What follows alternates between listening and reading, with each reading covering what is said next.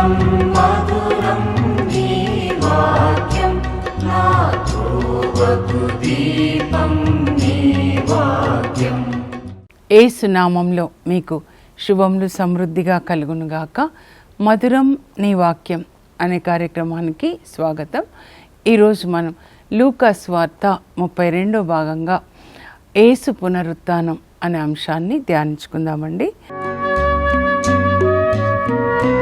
మధురం మధురం నీ వాక్యం నా త్రోవకు దీపం నీ వాక్యం. వాక్య భాగము లూకా సువార్త 24వ అధ్యాయం, అలాగే 23లో యేసు ప్రభు యొక్క భూస్థాపనము కొంచెం ధ్యానించుకుందాము. 23:50 వచనం నుండి వాక్యం విన్న తర్వాత దయచేసి మీరు బైబిల్ చదువుకొనండి. ఆ అనుభవం మనకు కూడా ప్రభు ఇవ్వాలి. ప్రభుతో పాటు మనం కూడా పునరుత్థానం చెందాలన్నమాట. ఏ పాపం వల్ల మనము ఎక్కడ మరణించి ఉన్నామో యేసు ప్రభు పునరుత్థాన శక్తి మనలో పనిచేసినప్పుడు ఆ శోధనని, పాపాన్ని మనం జయించగలుగుతాం. అందుకే దేవుని వాక్యాన్ని మనము విని, చదివి, ధ్యానించి ఆ వాక్యంలో ఉన్న శక్తిని మనం అనుభవించాలి. యేసు ప్రభు పునరుత్థాన శక్తి మనలో పనిచేసి ఎక్కడెక్కడ పాపంలో మనం మరణించిన వాళ్ళమైనామో ఇప్పుడు యేసు ప్రభు శక్తితో మిమ్మల్ని ఆ యేసు ప్రభు లేపుదురుగాక. పరిశుద్ధాత్మ దేవుడు మనల్ని లేపుదురుగాక. రోమా 8:11లో పౌలు రాస్తాడనమాట. ఏ ఆత్మ శక్తి చేత దేవుడు యేసు ప్రభుని మరణం నుండి లేవనెత్తాడో ఆ ఆత్మ మీలో పనిచేస్తున్న ఎడల మీ మర్త్య శరీరములకు ఆత్మ జీవాన్ని ఇస్తుంది. అనారోగ్యంతో ఉన్నారా, లేకపోతే త్రాగుడికి, ధనాశకి, వ్యర్థమైన మాటలు, తిండిపోతు ఆత్మ, ఏ దుష్ట శక్తులు బంధించి ఉన్నాయో ఆ దుష్ట శక్తుల్ని యేసు పునరుత్థాన శక్తిలో వాటిని కాల్చేసి, పరిశుద్ధాత్మ అగ్నిలో కాల్చేసి మన ఆత్మకి కూడా, మన శరీరానికి కూడా, మన మనసుకి కూడా పరిశుద్ధాత్మ బలాన్ని ఇస్తాడనమాట. అప్పుడు రెండంతల బలంతో, శక్తితో మనం ముందుకెళ్తాం. పునరుత్థాన శక్తి మనలో పనిచేస్తే మరలా మనము ఆరోగ్యంగా, పరిశుద్ధంగా, పోగొట్టుకున్న అభిషేకాన్ని పొంది ముందుకి సాగుతూ యేసు ప్రభుకి సాక్షులుగా మనం జీవిస్తాం. అందుకే అర్థం చేసుకోవాలి, పునరుత్థానం ఏదో ఒక రోజు ఈస్టర్ కాదండి, ప్రతిరోజు మనకి ఈస్టర్గా ఉండాలన్నమాట. అందుకే ఇప్పుడు మనం లూకా సువార్త 24 దేవుని కృప వలన ఇప్పుడు చివరి అధ్యాయంలోకి వచ్చామన్నమాట. మీరు మరొక్కసారి చదువుతూ ఉండండి, పాటించండి. ఇంకా శుక్రవారం రోజు యేసు ప్రభుని సిలువ వేస్తారు కదండి. మరి ఎవరు యేసు ప్రభు శరీరాన్ని సిలువ నుంచి దింపుతారు, ఎవరు సమాధి చేశారు? మరి యూదులు మరణించినప్పుడు వాళ్ళ భూస్థాపన సాంప్రదాయం ప్రకారము మృతదేహానికి వాళ్ళు పరిమళ ద్రవ్యంతో అభిషేకిస్తారు. ఎవరు ఈ పనులు చేసింది అని మనం ధ్యానించుకుందాము. 23:50లో యేసు ప్రభు సిలువలో మరణించినప్పుడు ఆయన మృతదేహాన్ని నాకు ఇవ్వండి, నేను తీసుకుంటానని ధైర్యంగా పిలాతు దగ్గరికి వెళ్ళి అడిగిన వ్యక్తి ఎవరనంటే అరిమత్తయి యోసేపు అన్నమాట. ఆయన దేహాన్ని అడిగాడంటే అప్పుడు యూదులు, అధికారులు, ప్రధానార్చకులు ఆయనని కూడా అరెస్ట్ చేసి చంపే ప్రమాదం ఉంటుంది. కానీ ధైర్యాన్ని దేవుడు ఆయనకి ఇస్తారండి. అందువల్ల ఆయన పేరు ఇక్కడ రాయబడింది. యేసు ప్రభు యొక్క సేవలో తోడుగా ఉన్న వాళ్ళ పేర్లలో అపోస్తులతో పాటు ఈయన పేరు కూడా ఉందన్నమాట. పర్మిషన్ తీసుకొని వచ్చి పిలాతు దగ్గరికి వెళ్ళి పర్మిషన్ తీసుకొని యేసు ప్రభు యొక్క మృతదేహాన్ని సిలువ నుంచి దింపుతాడు. ఆయన గురించి రాయబడి ఉంటుందన్నమాట, ఆయన నీతిమంతుడు అని. సిలువ నుంచి దింపి, మీరు ప్యాషన్ ఆఫ్ క్రైస్ట్ ఆ సినిమాలో చూసుంటారు. అప్పుడు ఆయన ప్రక్కన ఇంకొకరు కూడా ఉంటారు. ఆయన ఎవరంటే నికోదేము అన్నమాట. ఈ 71 మంది న్యాయ సభలో ఈయన కూడా ఒక సభ్యుడు. యేసు ప్రభు దగ్గరికి రాత్రిలో వచ్చి ఆయన అనేక సందేహాలను అడుగుతాడనమాట. మీరు దేవుని వద్ద నుండి వచ్చిన బోధకుడు కానిచో మీలాగా ఎవరు బోధించలేరు, మీరు చేసే అద్భుతాలు ఎవరు చేయలేరు అని ప్రభుని ఒక ప్రశ్న వేస్తాడనమాట. ఏంటి అంటే నిత్య జీవం పొందాలంటే ఏం చేయాలి అంటే యేసు ప్రభు ఆయనతో చెప్తారు, ఒకడు ఆత్మ వలన నీటి వలన జన్మించిననే తప్ప పరలోక రాజ్యంలో ప్రవేశించడు. ఎంత గొప్ప సత్యం అండి ఇది. ప్రతి ఒక్కరు కూడా ఆత్మ వలన అంటే పరిశుద్ధాత్మని పొందాలి, నీటి వలన అంటే బైబిల్లో దేవుని యొక్క వాక్యం అన్నమాట. పరిశుద్ధాత్మ వచ్చినప్పుడు పరిశుద్ధాత్మ మన మనోనేత్రాలని తెరిపించి బైబిల్లో చూడండి ఏమని రాయబడి ఉంది, ఏమి యేసు ప్రభు ప్రకటించాడు, బోధించాడు, దీన్ని మీరు పాటించాలి అని పరిశుద్ధాత్మ మన మనోనేత్రాలని తెరుస్తాడు, ఆత్మనేత్రాలని. అది చదివించి దాన్ని పాటించేలాగా శక్తిని ఇస్తాడనమాట. కనుకనే పరిశుద్ధాత్మని పొందని వాళ్ళు, దేవుని వాక్యాన్ని చదివి పాటించని వాళ్ళు పరలోకంలో ప్రవేశించరు. ఈ సత్యం మనం తెలుసుకోవాలండి. అప్పుడు ఈయనేం చేస్తాడంటే నికోదేము 150 షేర్ల పరిమళ ద్రవ్యాన్ని అత్తర్ని తీసుకొని వచ్చి యేసు ప్రభు యొక్క మృతదేహానికి యూదుల సంప్రదాయానుసారము ఆ దేహానికి పూసి ఆయన దేహాన్ని అభిషేకిస్తాడనమాట. 150 షేర్లు అంటే ఎంత చెప్పండి, చాలా విలువైనదన్నమాట. అంటే తన ఆస్తి అంతా అమ్మి ప్రభు కోసము ఆయన ఆ పరిమళ ద్రవ్యాన్ని తీసుకొని వచ్చాడనమాట. తర్వాత ఆ స్థలం కూడా మేము చూసామండి, హోలీ సెపల్కర్ చర్చ్లో ఉంటుందన్నమాట. యేసు ప్రభుని సిలువ నుంచి దించిన తర్వాత ఎక్కడైతే ఆయన మృతదేహాన్ని ఉంచి పరిమళ ద్రవ్యాన్ని పూశారు, తర్వాత సన్నని నార వస్త్రంతో ఆయన దేహాన్ని చుట్టి సమాధి చేస్తారు. అది కూడా సమాధి ఎవరిదంటే అరిమత్తయి యోసేపు తన కొరకు తొలిపించుకొనిన రాతి సమాధి. దాంట్లో ఇంకా ఎవరిని కూడా ఉంచలేదు అని రాస్తారనమాట. ఆ రోజులలో మరి రాజులు కానీ లేదా ధనికులు వాళ్ళు బ్రతికుండగానే వాళ్ళ సమాధిని వాళ్ళు తొలిపించుకుంటారండి. సమాధి అంటే ఒక గదిలాగా ఉంటుంది. మేము లోపలికి వెళ్ళి చూసాం కాబట్టి చెప్తున్నాను. ఒక గదిలాగా ఉంటుంది, మధ్యలో ఒక పార్టీషను, అవతల వైపు మృతదేహాన్ని ఉంచుతారు.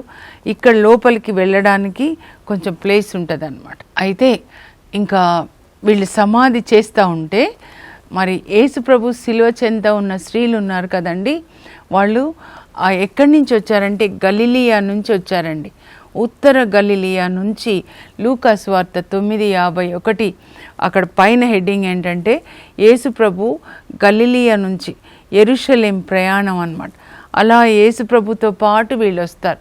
ఎవరు ఈ స్త్రీలు అంటే మత్తయి 8లో యేసు ప్రభు గ్రామానికి పల్లెకి వెళ్ళి సువార్త బోధిస్తున్నప్పుడు ఆయనకి పరిచర్య చేసిన స్త్రీలు అన్నమాట. వాళ్ళు రోగంల నుండి దయ్యంల నుంచి విడుదల పొందిన వాళ్ళు. అందులో మగ్దలా మరియమ్మ పేరుంటుందండి. ఆ తర్వాత జోహాన్నా చాలా ముఖ్యమైనటువంటి స్త్రీ, హెరోద్ ప్యాలెస్ మేనేజర్ కూజా యొక్క వైఫ్. అంటే హెరోద్ ప్యాలెస్ మేనేజర్ అంటే చాలా ధనికుడు అన్నమాట. ఆ వైభవాన్ని విడిచిపెట్టి ఆమె యేసు ప్రభుకి సేవ చేస్తుందన్నమాట. మగ్దలా మరియమ్మతో పాటు జోహాన్నా, ఇంకా సలోమి అమ్మ జబదాయి కుమారుల తల్లి అండి. ఆ తర్వాత చిన్న యాకోబు తల్లి మరియ తల్లి వాళ్ళ కజిన్ సిస్టర్. పత్రిక రాస్తాడు చూడండి చిన్న యాకోబు. యేసుప్రభు అపోస్తుల్లో 2 యాకోబులు ఉంటారు. ఒకరు జబదాయి కుమారులలో ఒకరు అన్నమాట, పెద్ద యాకోబు. వాళ్ళమ్మ కూడా ఇక్కడ ఉంటుంది అన్నమాట, సలోమి అమ్మ.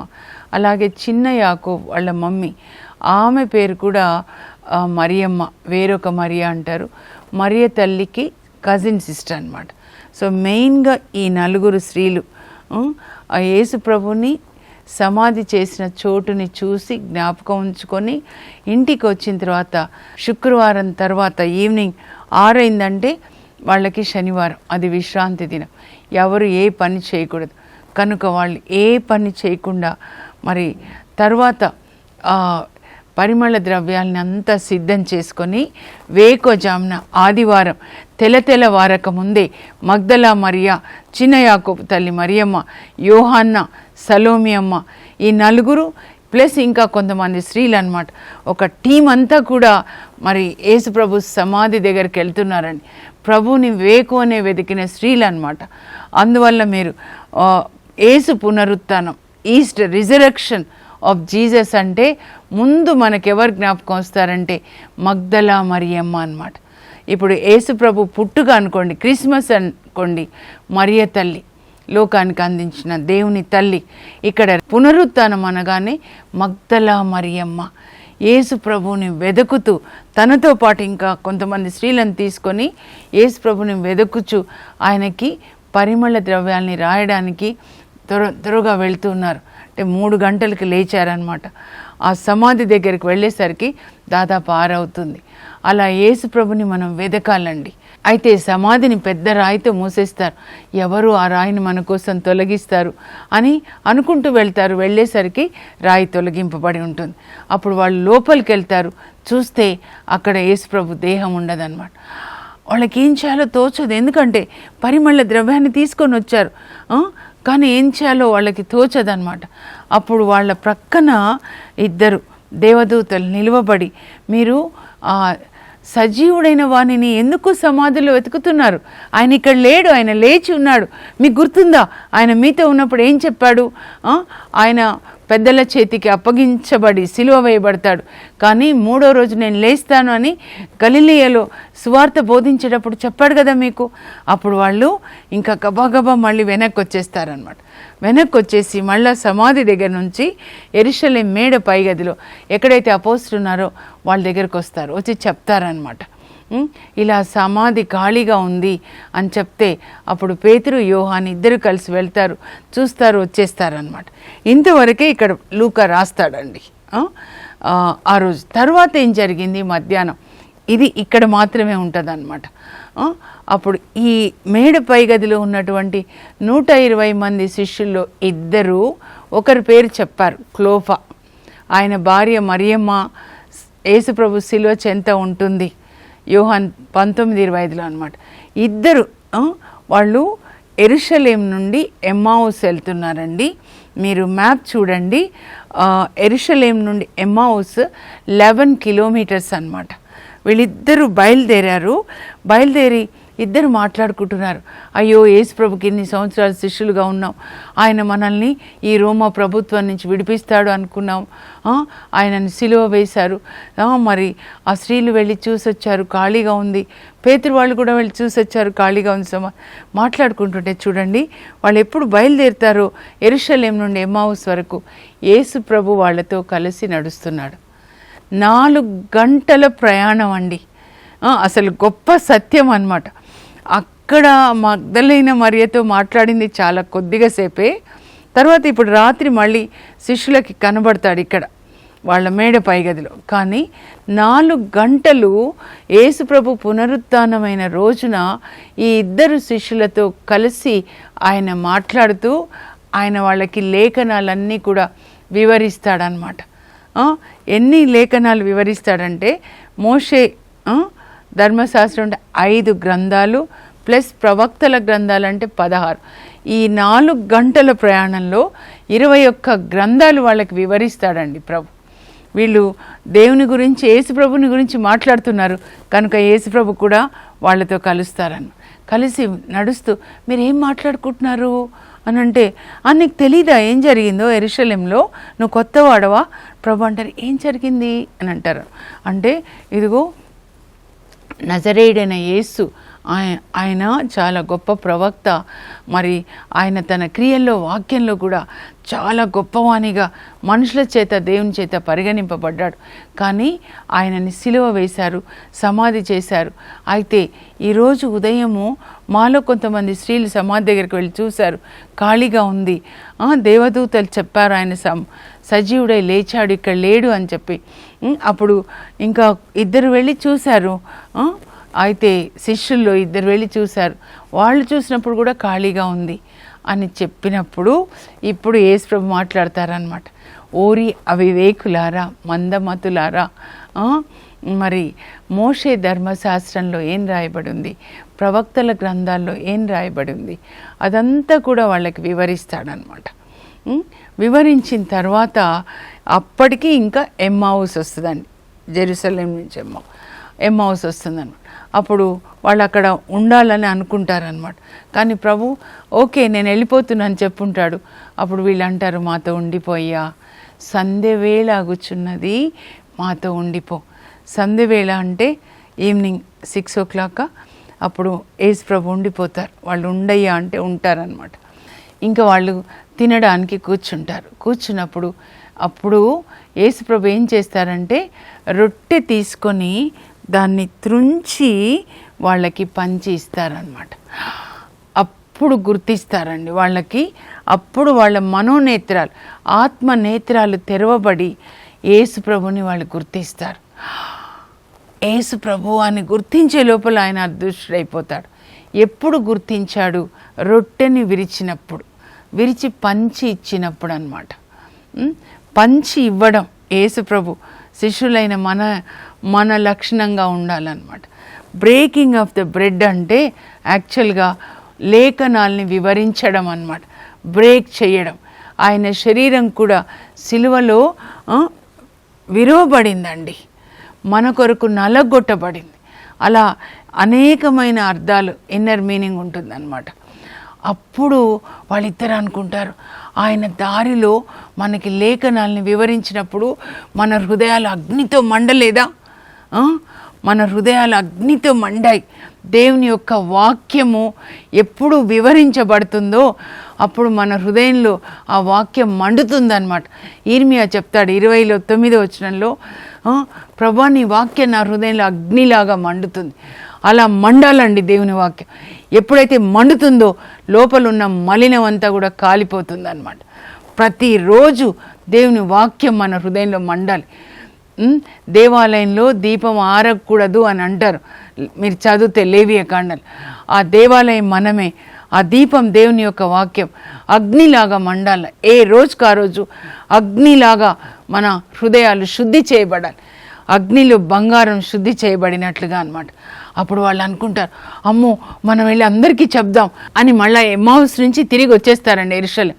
వచ్చేసరికి వాళ్ళు ఆ మేడ పైగదిలో వాళ్ళు ఏం చెప్పుకుంటారంటే, యేసు ప్రభు నిజంగా లేచాడు, సిమోన్ పేతురుకి కనబడ్డాడు అని చెప్తే వీళ్ళిద్దరు వచ్చి చెప్తారు, మాకు కూడా కనబడ్డాడు, 4 గంటలు మాతో నడిచాడు తెలుసా, నడిచి మాకు ఈ విషయాలన్నీ లేఖనాలన్నీ కూడా మాకు వివరించాడు. ఇదిగో ఇలా రొట్టె వేచే వరకు మేము గుర్తుపట్టలేదు, అప్పుడు మేము గుర్తుపట్టాం. రొట్టె త్రుంచి మాకు ఇలా పంచి ఇచ్చాడు. యేసు ప్రభు అని మేము గుర్తించే లోపల అదృశ్యమైపోయాడు. అవునా అని మాట్లాడుతుంటే అప్పుడు యేసు ప్రభు వాళ్ళ మధ్యలో నిలువబడతారనమాట. నిలువబడి మీకు శాంతి కలుగునుగాక అని చెప్తారు. వాళ్ళు ఒక భూతాన్ని చూసినట్టుగా భయంతో అలా చూస్తుంటే, ఎందుకు మీరు ఎట్లా భయపడుతున్నారు? చూడండి, ఇదిగో నా కాళ్ళు చూడండి, నా చేతులలో గంట్లు, కాళ్ళలో గంట్లు చూడండి. భూతాలకి ఇట్లా మాంసము ఎముకలు ఉండవు చూడండి అని చెప్పి చూపిస్తే వాళ్ళు చూస్తున్నారు కానీ నమ్మట్లేదు అనమాట. అప్పుడు వాళ్ళు నమ్మాలని మీ దగ్గర తినడానికి ఏమైనా ఉందా అని అడిగినప్పుడు కాల్చిన చేప ముక్కుంటుంది, అది ఇస్తే యేసు ప్రభు తీసుకొని వాళ్ళందరి ముందు తింటారనమాట. అప్పుడు వాళ్ళకి ఇంకా నమ్మకం వచ్చేస్తుందన్నమాట. అప్పుడు ఏమంటారంటే, నేను మీతో ఉన్నప్పుడు ఏం చెప్పండి, మోషే ధర్మశాస్త్రంలో, ప్రవక్తల గ్రంథాల్లో, కీర్తనల గ్రంథాల్లో నా గురించి ఏమని రాయబడిందో అవన్నీ నెరవేరుతాయని చెప్పానా? ఇప్పుడు అవన్నీ నెరవేరాయి అని చెప్పి ఇంకా అప్పుడు ఒక గొప్ప ఆశీర్వాదాన్ని ఇస్తారండి. ఇది మనందరికీ జరగాలి. ఏంటంటే లేఖనములు అర్థమగునట్లుగా, ఇవన్నీ లేఖనం లిఖించబడినాయి అన్నమాట. Scriptures, written document about God, how he created the universe, how Jesus taught and died, and how the Holy Spirit is working from Pentecost till today, till Jesus comes for the second time అన్నమాట. అవన్నీ వాళ్ళకి అర్థమయ్యేటట్లు వాళ్ళకి బుద్ధి వికాసాన్ని కలుగజేశాడండి. He open their minds to understand the scriptures. ఈ అభిషేకము, ఈ వరాన్ని యేసుప్రభు మనకిస్తే తప్ప ఎన్నిసార్లైనా మీరు వెళ్ళండి, వినండి, ఒక్కటి కూడా లోపలికి వెళ్ళదు. చీకటి వాళ్ళ మనసులను ఆవరించుట చేత దేవుని యొక్క వాక్యం వాళ్ళకి అర్థం కాదు. రోమా 1వ అధ్యాయంలో రాయబడి ఉంటుంది. ఎఫెసీ 4లో కూడా చీకటి ఈ లోక సంబంధమైన వాటితో ఇది నింపబడడం వల్ల లేఖనాలు ఎంత విన్నా కూడా అర్థం కాదు. కానీ యేసు ప్రభు ఇప్పుడు వాళ్ళకి ఆ వరాన్ని ఇస్తాడు. ఈరోజు ఆ వరం మనందరికీ ప్రభు ఇచ్చునుగాక. దీని కొరకు మీరు ప్రార్థించండి. ఇది చదివి ప్రభువా మాకు కూడా లేఖనంలో అర్థమయ్యేటట్లు బుద్ధి వికాసాన్ని కలుగచేయండి. పరిశుద్ధాత్మని మాకు దయచేయండి ప్రభువా. పరిశుద్ధాత్మ వస్తే తప్ప మనం బైబిల్ చదవలేము, చదివింది మనకు అర్థం కాదనమాట. ఇది చాలా ముఖ్యమైనదండి. తర్వాత ఏం చెప్తారంటే ఇది లూకా 24:45 మీరు రాసుకోవాలి. మీ ప్రార్థన ఎట్లా ఉండాలంటే సొంత ప్రార్థన చేయకండి, బైబిల్ చదివి దాన్ని ప్రార్థనగా మార్చండి. ప్రభువా లేఖనంలో అర్థమగునట్లుగా మాకు బుద్ధి వికాసాన్ని కలుగజేయండి. ఇంకా చివరగా వీళ్ళకి ఏమి ఇన్స్ట్రక్షన్స్ ఇస్తాడంటే మీరు ప్రపంచమంతటా వెళ్ళి సువార్తను బోధించండి. ఏంటి సువార్త అంటే యేసు ప్రభు ఈ లోకంలో మన కొరకు సిలువలో మరణించారు, పునరుత్థానుడై లేచాడు. ఆయన సిలువ మరణం ద్వారా మనకి పాప క్షమాపణ, ఆయన పునరుత్థానం ద్వారా మనందరికీ పునరుత్థానం అన్నమాట. కనుక మీరు వెళ్ళి ప్రపంచమంతటా ఈ సువార్తను బోధించండి, హృదయ పరివర్తన చెందండి అని చెప్పండి. దేవుని వాక్యాన్ని చదివి దాన్ని పాటించాలి అని మీరు యెరూషలేములో ప్రారంభించి ఈ సువార్తని ప్రపంచమంతటా వెళ్ళి బోధించండి. యేసుక్రీస్తు పేరట హృదయ పరివర్తన, పాప క్షమాపణ. ఇదండి పరిశుద్ధాత్మతో నింపబడిన వాళ్ళ బోధన ఎప్పుడు ఇలాగే ఉంటుంది.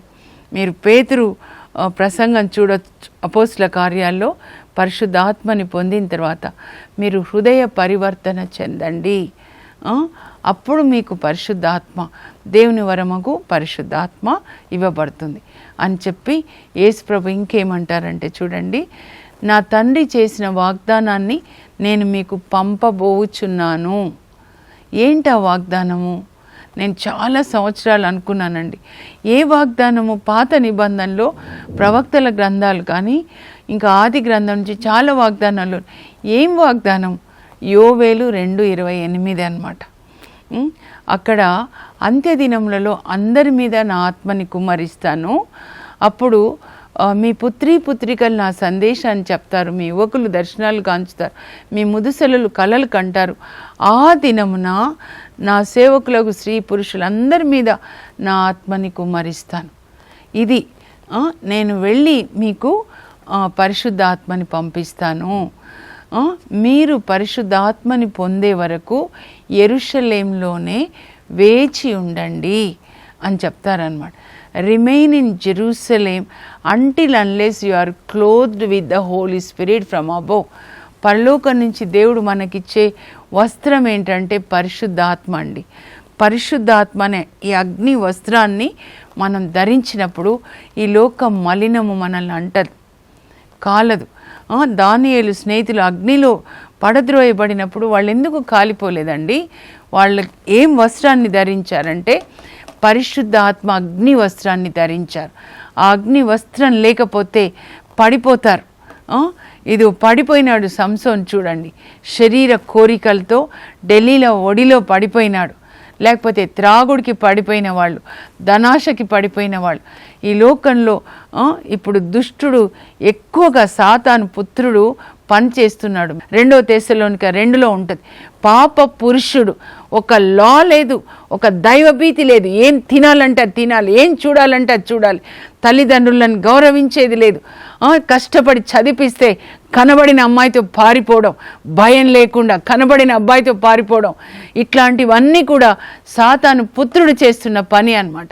కానీ పరిశుద్ధాత్మని పొందితే మనం దేవుని యొక్క వాక్యం చదివి దాని ప్రకారం జీవిస్తామండి. ఇంకా చివరిగా యేసు ప్రభు వాళ్ళని అలానే తీసుకొని వెళ్తాడండి. మేడ పైగదిలో నుంచి ఒలివ కొండ మీదకి తీసుకొని వెళ్ళి వాళ్ళని ఇలా ఆశీర్వదిస్తూ అలా పరలోకానికి ఆయన వెళ్తాడనమాట. అప్పుడు వీళ్ళందరూ కూడా మళ్ళా మేడ పైగదిలోనికి వచ్చి అక్కడ ఎడతెగక ప్రార్థిస్తారు, మాకు పరిశుద్ధాత్మని ఇవ్వమని. ఈ లూకా, ఇది రాసిన లూకానే అపోస్తుల కార్యాలు కూడా రాస్తాడండి.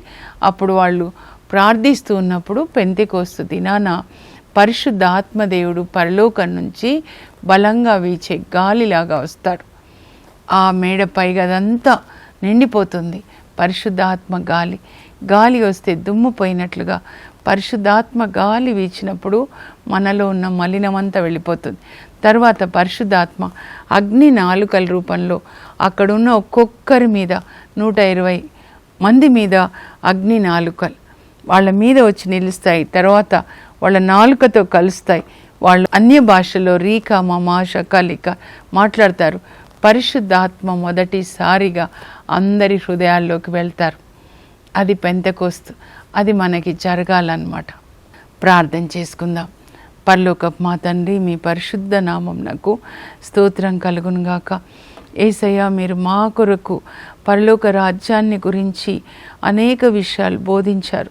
మనం పరలోక తండ్రి బిడ్డలం కనుక ఈ లోకంలాగా జీవించొద్దు. ఆయన బిడ్డలుగా ఆయన రాజ్యాంగం ఆయన బోధించిన ప్రకారం జీవించాలి. ఆ తర్వాత మా కొరకు పరిశుద్ధ ఆత్మని పంపించారు. అపోస్తులు ఎట్లా పరిశుద్ధ ఆత్మని పొంది మీకు సాక్షులుగా జీవించారు, అలా మేము కూడా పరిశుద్ధ ఆత్మని పొంది ప్రభా వాక్యాన్ని చదివి దాన్ని పాటించే కృపని, ప్రకటించే కృప అందరికీ దయచేయండి. యేసు పరిశుద్ధ నామంలో అడుగుచున్నాం తండ్రి, ఆమేన్. వాక్యాన్ని చదివి దాన్ని పాటించి ప్రకటించే కృపని దేవుడు పరిశుద్ధాత్మ ద్వారా మీకు దయచేదురుగాక. God bless you. Have a blessed day.